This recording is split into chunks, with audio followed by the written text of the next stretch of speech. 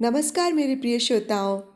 आप सबका स्वागत है मेरे इस चैनल आइए सुने कहानी में, जिसमें मेरा ये प्रयास रहता है कि मैं अच्छी अच्छी कहानियाँ सुनाकर आप सबका मनोरंजन करूं। तो इसी श्रृंखला में आज मैं आपको सुनाने जा रही हूँ शिवानी जी द्वारा लिखी हुई एक कहानी, पिटी हुई कोट। दोस्तों, यदि आपको मेरा चैनल पसंद आता है, मेरा वाचन पसंद आता है, तो आपसे ये अनुरोध है कि मेरे इस चैनल को सब्सक्राइब कर लें और मेरी कहानियों को लाइक और शेयर और हाँ, बेल आइकन ज़रूर दबा लीजिएगा, जिससे मेरी आगे आने वाली कहानियों की नोटिफिकेशंस आपको मिलती रहें। तो आइए सुने कहानी, पिटी हुई कोट। दिवाली का दिन चीना पाक की जानलेवा चढ़ाई को पार कर जुआरियों का दल दुर्गम बीहड़ पर्वत के वक्ष पर दरी बिछाकर बिखर गया था। एक और एक बड़े से हंडे में बेनी नाग की हरी पहाड़ी चाय के भभके उठ रहे थे। दूसरी ओर एक पेड़ के तने से 7 बकरे लटकाकर आग की धूनी में भूने जा रहे थे।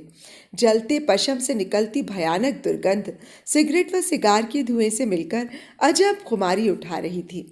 नैनीताल से 4 मील दूर एक बीहड़ पहाड़ी पर जमा ये अड्डा आवारा रसिक जनों का नहीं था।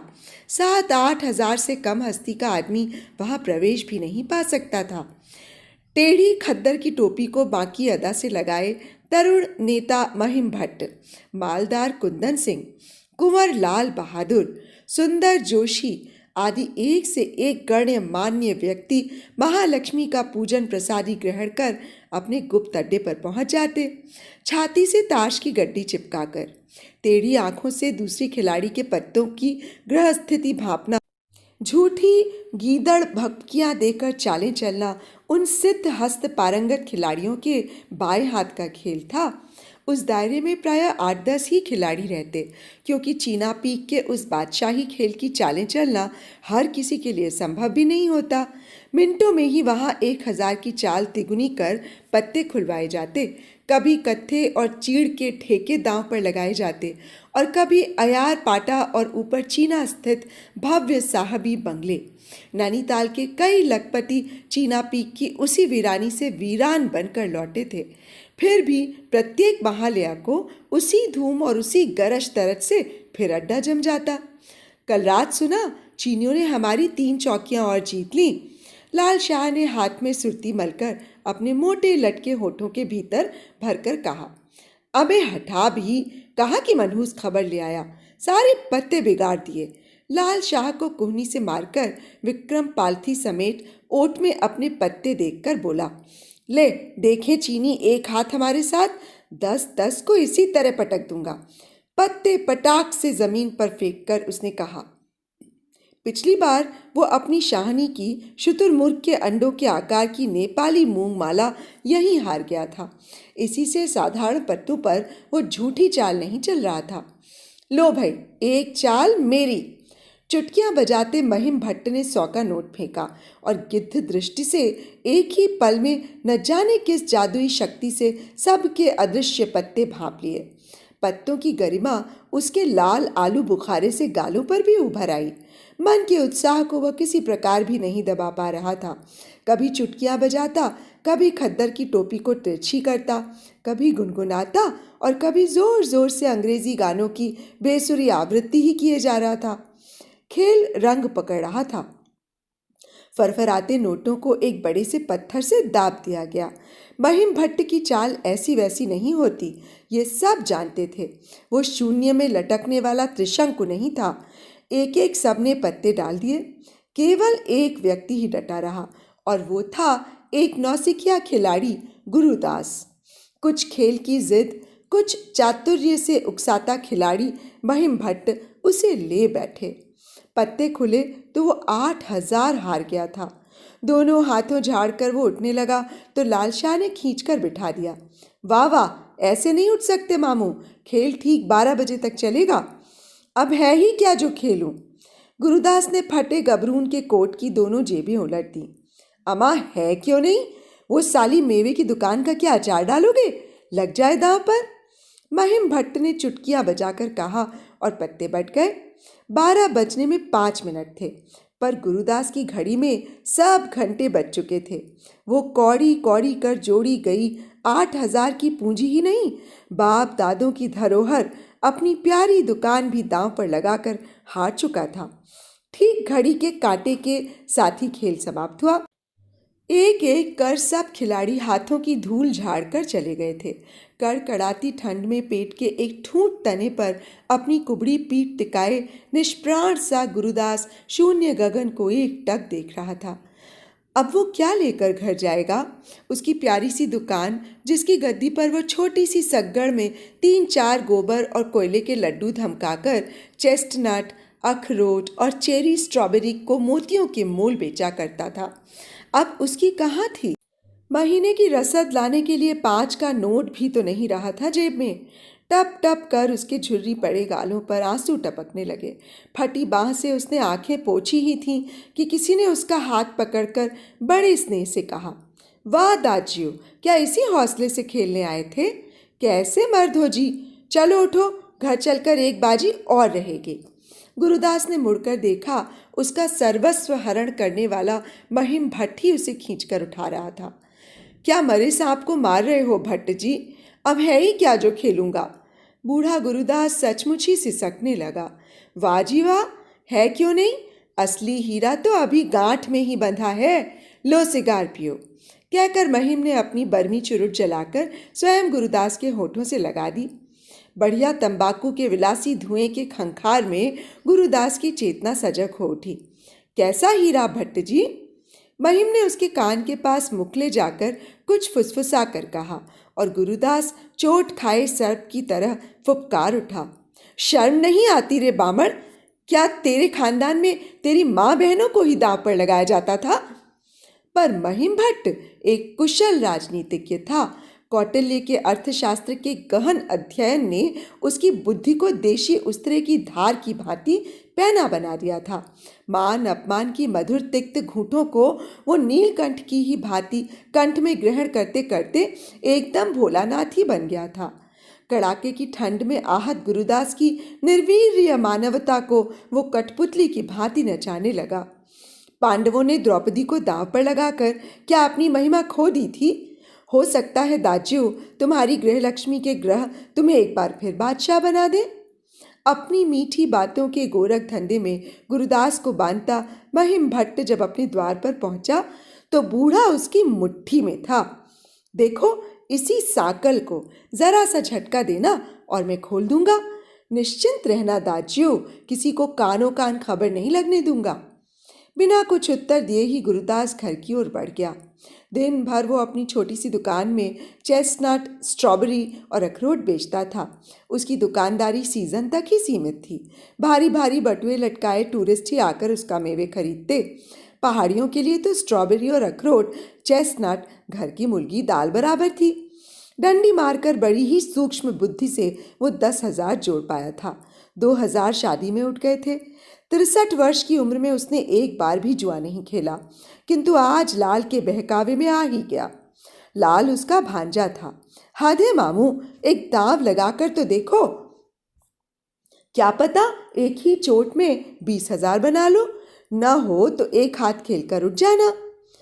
तू आज भीतर से कुंडी चढ़ाकर खा पी कर सो रहना, मुझे भीमताल जाना है, उसने पत्नी से कहा और गबरून के फटे कोट पर पंखी लपेटकर निकलने ही को था कि कुंदन लगी नथ के लटकन की लटक ने उसे रोक लिया। सुभग नासिका भारी नथ के भार से और भी सुघड़ लग रही थी। 18 वर्ष की सुंदरी बहू को बिना कुछ कहे भला कैसे छोड़ाते? अरे सुन तो, कहकर उन्होंने पत्नी को खींचकर छाती से लगाकर कहा, तू जो कहती थी ना कि पिथौरागढ़ की मालदारिन किसी सतलड़ मुझे गड़वा दूं, भगवान ने चाहा तो कल ही सोना लेकर सुनार को दे दूंगा। बिना कुछ कहे चंदो पति से अपने को छुड़ाकर प्रसाद बनाने लगी। 3 वर्ष से वो प्रत्येक दिवाली पर पति का यही व्यर्थ आश्वासन सुनती आई थी। उधर बूढ़ा लहसुन भी खाने लगा था। ऐसी दुर्गंध आई कि उसका माथा चकरा गया। रिश्ते में बहू लगने पर भी वो चंदो की हमउम्र थी और दोनों में बड़ा प्रेम था। मामी जी, आज खूब मन लगाकर लक्ष्मी जी को पूजना। मामा जी 10,000 लेकर जुआ खेलने गए हैं। अपने सुंदर चेहरे से नथ का कुंदन खिसकाकर वो बोली। जलते घी की सुगंधी से कमरा भर गया। हट, आई है बड़ी, उन बेचारों के पास 10,000 होते तो कार्तिक में मेरी ये गत होती। फटे सलूके से उसने अपनी बताशे सी सफ़ेद कोहनी निकाल कर दिखाई। तुम्हारी कसम मामी, ये भी तो गए हैं, इन्होंने अपनी आंखों से देखा। चंदो कढ़ाई में पूड़ी डालना भी भूल गई। कल ही उसने एक गरम सलूके के लिए कहा तो गुरुदास की आंखों में आंसू आ गए थे। चंदो, तेरी कसम, जो इस सीज़न में एक पैसा नफ़ा मिला हो, न जाने कहाँ कहाँ के भिखमंगे आकर नैनीताल में जुटने लगे हैं। अखरोट चेस्टनट क्या खाएंगे, 2 आने की मूंगफलियाँ ही लेकर टूंग लेते हैं। मेरा कोट देख, कहकर उसने कोट की फटी खिड़की से कुर्ते की बाँह ही निकाल कर दिखा दी। तू कहती क्या है बहू, 10,000 उनके पास कहाँ से आएंगे? लो और सुनो। लाल बहू झुंझला कर उठ गई। तभी तो ये कहते हैं कि मामा जी ने पुण्य किए थे, जो मामी जैसी सती लक्ष्मी मिली। मिलती कोई ऐसी वैसी तो जानते कैब इसी सैकड़ा होते हैं। चलूँ भाई, मुझे क्या, तुमसे माया प्रेम है, इसी से न चाहने पर भी मुंह से निकल ही जाता है। वो चली गई तो चंदो सोच में डूबी बैठी ही रह गई। सचमुच वो लक्ष्मी थी, सतयुग की सती, जिसका सुनहरा चित्र कलयुगी चौखटे में एकदम ही बेतुका लगता था। 3 वर्ष पहले उसके दरिद्र माता पिता पिथौरागढ़ के अग्निकांड में भस्म हो गए थे। कभी उसने चावल चखे भी नहीं थे। मानेरा के मांड से गुजर करने वाला उसका दरिद्र परिवार नष्ट हुआ तो बिरादरी वाले उस अनाथ सरल बालिका को नैनीताल के एक दूर के रिश्ते के ताऊ के मत्थे पटक गए। प्रायः ही वो गुरुदास की दुकान पर सब्जी लेने जाती। कद्दू, मूली और पहाड़ी बंडे के बीच खड़ी उस रूप की रानी पर साहजी बुरी तरह रीझ गए और एक अंधे के हाथ बटेर लग गई। 60 वर्ष के साह ने सेहरा बांधा तो नैनीताल के उत्साही तरुण छात्रों ने काले झंडे लेकर जुलूस भी निकाले। पर जुलूस के पहले ही पिछवाड़े से साह जी अपनी दुल्हन को लेकर घर पहुंच चुके थे। वो साह की तीसरी पत्नी थी। इसी से उसका जी करता था कि उसे भी चूल्हे के नीचे अपनी 10,000 की संपत्ति के साथ गाड़ कर रख दे। पर धीरे धीरे उस सौम्य संत बालिका के साधु आचरण ने उसके शक्की स्वभाव को जीत लिया। न वो पास पड़ोस में उठती बैठती, न कहीं जाती। गुरुदास दुकान पर जाता तो वो अपने प्रकाश विहीन कमरे में पति के पूरी बाह के जीर्ण स्वेटर को उधेड़कर आधी बाह का बनाती, तो कभी आधी बाह के पुराने बनियाइन से मोजे बनाती। गुरुदास नया ऊन तो दूर, सलाइयाँ भी लेकर नहीं देता था। एक बार उसने सलाइयों की फरमाइश की, जो चट्ट से गुरुदास ने अपने पुराने छाते से ही मोड़ मार कर विभिन्न आकार की 4 जोड़ा सलाइयाँ बना दी। किंतु पड़ोसिनों और आत्मीय स्वजनों के उभारे जाने पर भी चंदो ने कृपण पति के प्रति बगावत का झंडा नहीं खड़ा किया। उसे सचमुच ही पति के प्रति अनोखा लगाव था। उस लगाव में प्रेम कम, कृतज्ञता ही अधिक थी। किंतु बचपन से वह बूढ़ी दादी और पति परायण माता से पति भक्ति का ही उपदेश सुनती आई थी। पति से द्रोह करने वाली स्त्री की ऐसी दशा होती है। दादी ने अपड़ भोली बालिका को कल्याण में चील कौओं से नोची जाने वाली छटपटाती स्त्री का चित्र दिखाकर कहा था। फिर गुरुदास उसे बड़े ही प्यार से पुचकार कर बुलाता। बड़े से दोने में भरकर जलेबी लाने में वो कभी कंजूसी नहीं दिखाता। और जिसे जीवन के 15 वर्षों में मिठाई तो दूर, भरपेट अन्न भी न जुटा हो, उसके लिए नित्य जलेबी का दोना पकड़ाने वाला पति परमेश्वर नहीं तो और क्या होता।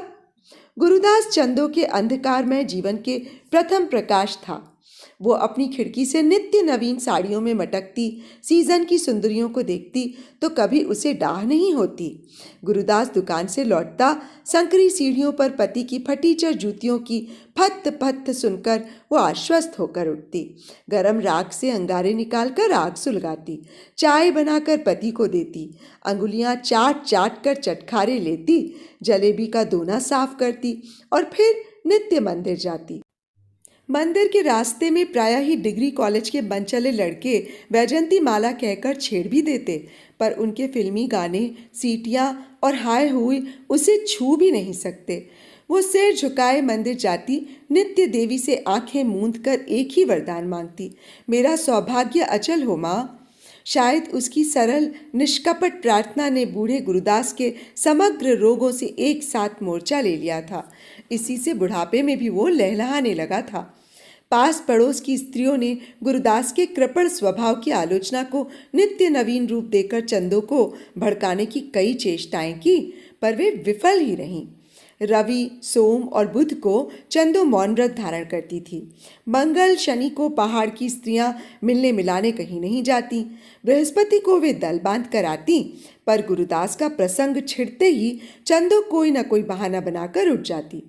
आज लाल बहू ने उसका चित्त खिन्न कर दिया था। जिस पति को देवता समझकर पूछती थी, क्या वही उसे धोखा दे गया?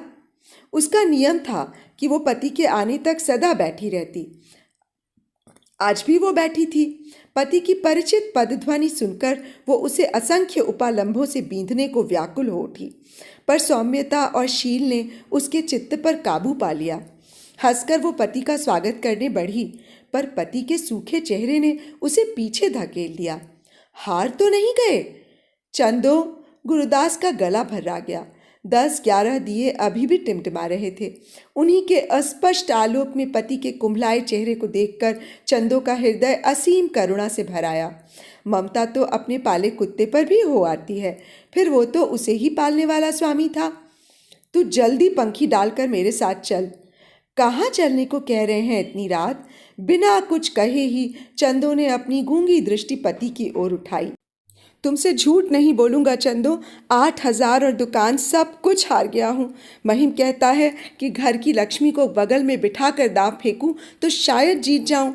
चलोगी ना? वो गिड़गिड़ाने लगा। सरल निष्कपट चित्त के दर्पण में संसार की कलुषित फरेबी चालें कितनी स्पष्ट होकर निखर आती हैं। चंदो पलक मारते ही सब समझ गई। आधी रात को उसका पति उसे महिम भट्ट के यहाँ दांव पर लगाने के लिए ही ले जा रहा था। 2 ही दिन पहले वो मंदिर के द्वार में महिम भट्ट से टकरा गई थी। कैसा सुदर्शन व्यक्ति, किंतु कैसी कुख्याति थी उसकी। पास पड़ोस में नित्य ही वो उसके दुर्दांत कामी स्वभाव की बातें सुनती। वो युवती विधवाओं के लिए व्याघ्र था। कितनी ही अल्हड़ किशोरियां उसके वैभव और व्यक्तित्व से रीछ कर लट्टू सी घूमने लगी थीं। फिर भी न जाने अन्यायी में कैसा जादू था कि एक बार देखने पर सहज ही में दृष्टि नहीं लौटती थी। चल चल चंदो, देर मत कर। अपनी फटी पंखी में लपेट द्वार पर ताला लगा गुरुदास उसे निर्जन सड़क पर खींच ले गया। महिम भट्ट के पिछवाड़े से होकर दोनों उसके गुप्त द्वार पर खड़े हो गए। लोहे की विराट सांकल पर लगी छोटी सी घंटी को दबाते ही द्वार खुल गया। आइए भौजी, आइए आइए, मेरे अहो भाग्य जो कुटिया को पवित्र तो किया। महिम के काले ओवरकोट से उठती सुगंध की लपटों ने चंदो को बांध लिया। एक संकरी गैलरी को पार कर तीनों महिम की कुटिया के दीवान खाने में पहुंचे तो उसका वैभव देखकर चंदो दंग रह गई। छत से एक अजीब झाड़ फानूस लटक रहा था, जिसकी नीलाभ रोशनी में फटी पंखी में लिपटी कृष्काया चंदो बुद्ध सी बनी खड़ी ही रह गई। बैठो बैठो भौजी, लो लो गरम कॉफ़ी पियो। पास ही धरे कीमती थर्मस से कॉफ़ी डालकर महिम ने कहा। चंदो सकुचाकर पति की ओट में छिप गई। ओहो दाजियो, ऐसे हीरे को तो इस गुदड़ी में ना छिपाया होता। ठीक ही तो कहते हैं कि गुदड़ियों में ही लाल छिपे होते हैं। लो भौजी, ये शाल ओढ़ो। ये पंखी तो तुम्हारा अपमान कर रही है। अपना कीमती पश्मीना उसकी ओर बढ़ाकर महिम ने कहा। लज्जावंता चंदो ने प्याला थामा तो दोनों हाथों से पकड़कर ओढ़ी गई पंखी नीचे गिर पड़ी। नीचे क्या गिरी कि कृष्ण मेघ को चीरकर धौत चंद्रिका छिटक गई। सब भूल भाल कर महिम उसे ही देखता रहा। ऐसा रूप, क्या रंग था, क्या नक्श, और बिना किसी बनावटी उतार चढ़ाव के चंदन सी देह का क्या अपूर्व गठन था। लज्जा, शील और भय से सारे शरीर का रक्त चंदा के चेहरे पर चढ़कर सिंदूर बिखेर उठा। नारी सौंदर्य का अनोखा जौहरी महिम उसके अंग प्रत्यंग की सच्चाई को अपने अनुभव की कसौटी पर कस रहा था और खरे कुंदन की हर लीक उसे पद पद पर मत्त कर रही थी। अच्छा, अब देर कैसी भट्ट जी, हो जाए आखिरी दांव। गुरुदास ने प्याले की चीनी को अंगुली से चाट कर कहा। क्यों नहीं, क्यों नहीं।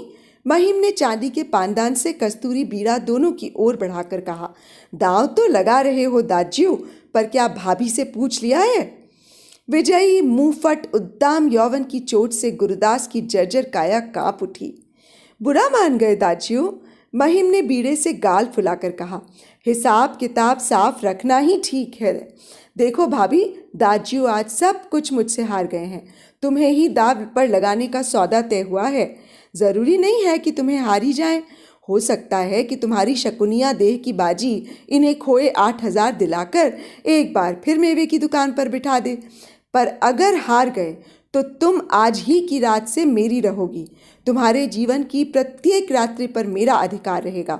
मैं इसका विशेष प्रबंध रखूंगा कि तुम्हारे पति की हार और मेरी जीत का भेद प्राण रहते हम तीनों को छोड़ और कोई भी न जान पाएगा। तुम्हारी अटूट पति भक्ति का बड़ा दबदबा है और इससे मुझे बड़ी मदद मिलेगी। तुम्हारे पति यदि हार गए तो। बीच ही में महिम को रोककर गुरुदास क्रोध से कांपता खड़ा हो गया। गुस्सा आने पर बलगम का गोला घर घर कर पुरानी जीप के इंजन की भांति उसके गले में घरघराने लगता था। अवरुद्ध कंठ से दोनों मुट्ठियां भींच कर वो बोला, मैं कभी हार नहीं सकता, कभी नहीं। अच्छा, भगवान करे ऐसा ही हो दाजियो, जल्दी क्या है, बैठो तो सही। मुस्कुराकर महिम ने उसे हाथ पकड़कर बिठा दिया और ओवरकोट उतारकर पत्ते हाथ में ले लिए। गरम धारीदार नाइट ड्रेस में सुदर्शन तेजस्वी नरसिम्ह महिन भट्ट पान और दोक्ते से अपने विलासी अधरों की मुस्कान बिखेरता गाव तकिए के सहारे लेटा पत्ते बांटने लगा। दूसरी ओर गबरून के कोट की फटी कुहलियों से लहसुन की गाढ़ सी हड्डियां निकाले दोरंगी मफलर से अपनी लाल पीली नाक को बार बार पोंछता गुरुदास जोर जोर से देवी कवच का पाठ कर रहा था। रूपम देहि जयम देहि यशो देहि दृशो जहि। उन दोनों विवेक भ्रष्ट जुआरियों के बीच कांपती थरथराती चंदो कुमाऊं की सरला पतिव्रता किशोरी, जिसके लिए पति की आज्ञा कानून की अमिट रेखा थी, जो पति की आदेशपूर्ण वाणी को ब्रह्म वाक्य समझकर ग्रहण करने को सदा तत्पर थी। पत्ते बटे, चालें चली गईं। गुरुदास के बूढ़े चेहरे पर सहसा जवानी झलकने लगी।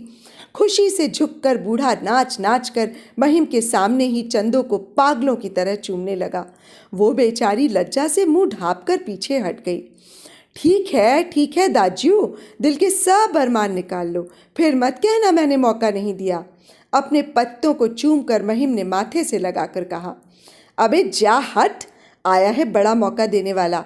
ऐसे पत्ते ब्राह्मणों के पास नहीं आया करते, वैश्य पर ही लक्ष्मी जी कृपालु होती हैं। हाँ, गुरुदास ने फिर नाक पोंछकर कहा, क्यों नहीं, पर मैं तो तुम्हें आगाह किए दे रहा हूँ।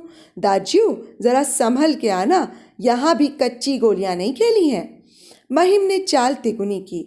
पत्तों को बार बार चटखारे लेकर चूमता वो चंदो की ओर देखकर ऐसी दृष्टता से मुस्कुरा रहा था जैसे पत्तों को नहीं उसे चूम रहा हो। गुरुदास ने देख लिया और गुस्से से भर भरा कर वो पत्ते पकड़कर उठ गया। उसका शक्की स्वभाव अब तक खेल की लग्न में कुंडली मारे सर्प की तरह छिपा था। देखो, हम ताश खेलने आए हैं, इशारेबाजी देखने नहीं। वाह यार दाजियो, कैसे खिलाड़ी हो, ट्रेल आने पर ही पत्ते तुम्हें चूमे जाते हैं। महिम के स्वर में अहंकार था। किसे सुना रहे हो गुरु, यहाँ भी ट्रेल है। बूढ़ा बुरी तरह हाँफने लगा। कोई बात नहीं, इसमें घबराहट कैसी, लाखों ट्रेलें देखी हैं शाहजी। द्यूत क्रीड़ा में छिपे दानव ने दोनों को सहसा विवेक की चट्टान से बहुत नीचे पटक दिया। चंदो बेचारी के लिए सब कुछ नया था। वो दोनों हाथ गोदी में धर आंखें फाड़ कर दोनों को देख रही थी। उसकी विस्फारित भोली दृष्टि देखकर महिम से नहीं रहा गया। तो लो दाजियो, खोलो पत्ते। उसने 100 का नोट फेंका और अपने पत्ते भी खोल दिए। 3-3 इक्कों की ट्रेल ने बूढ़े की छाती में 3-3 नंगी संगीनें घुसेड़ दी। उसके हाथ से गिरी पान, हुक्म और ईंट की बेगमें जमीन पर सिर धुन उठी। वाह वाह, 3-3 बेगमें भी तुम्हारी चौथी बेगम को नहीं बचा सकीं, महिम ने हंसकर कहा। गुरुदास कुच्चे पत्थर की तरह बैठा रहा। फिर अपने गंदे रुमाल से आंख और नाक की जलधारा पोंछता एक बार चंदो की ओर देखकर बुरी तरह से सकता किसी पिटे बालक की भांति गिरता पड़ता बाहर निकल गया। महिम ने कुंडी चढ़ा दी और बड़े प्यार से चंदो की नुकीली ठुड्डी हाथ में लेकर बोला, भाभी, आज से मैं जुआ नहीं खेलूंगा। जानती हो क्यों? आज संसार की सबसे बड़ी संपत्ति जीत चुका हूँ। बड़ी देर बाद कार्तिक की ओस भीनी रात्रि के अंतिम प्रहर में कांपती चंदो को उसके गृह के जीर्ण जीने तक पहुंचाकर महिम तीर की भांति लौट गया। वो कमरे में पहुंची तो कमरा खाली था। गुरुदास तड़के ही उठकर पाषाण देवी के मंदिर में नित्य माथा टेकने जाता था। वो चुपचाप फटी रजाई सिर तक खींचकर सो गई। कैसी नींद आई थी, बाप रे बाप। मामी, मामी, उठो, गजब हो गया। लाल बहू का कंठस्वर सुन वो हड़बड़ा कर उठी। मामी, मामा जी ताल में कूद गए। मंदिर के पुजारी ने देखा, कांटा डाला है पर लाश नहीं मिली। नाश हो इन जुआरियों का, बेचारे को लूट पाट कर धर दिया। स्तब्ध चंदो द्वार की चौखट पकड़े ही धम्म से बैठ गई। किसने उसका सिंदूर पोंछा, किसने चूड़ियां तोड़ी और कौन नोच कर मंगलसूत्र तोड़ गई, वो कुछ भी तो नहीं जान पाई। वो पागलों सी बैठी ही थी। राम राम, बेचारा 8,000 नकद और दुकान सब कुछ ही तो दांव में हार गया। वही धक्का उसे ले गया। पंडित जी कह रहे थे, 16 बरस से मेरा यजमान था, बड़ा नेक आदमी था। अब तक चुप बैठी चंदो दोनों घुटनों में माथा डालकर जोर से रो पड़ी। एकाएक जैसे उसे रात की बिसरी बातें याद हो आईं। दुकान और 8,000 का धक्का नहीं, उसके पति को जिस दूसरे ही दांव की हार का धक्का ले गया था, उसे क्या कभी कोई जान पाएगा। तो अभी आप सुन रहे थे शिवानी जी द्वारा लिखी हुई कहानी पिटी हुई कोट। दोस्तों, आपको वाचन और कहानी दोनों कैसी लगी मुझे ज़रूर बताइएगा। तो अब मुझे इजाज़त दीजिए। नमस्कार।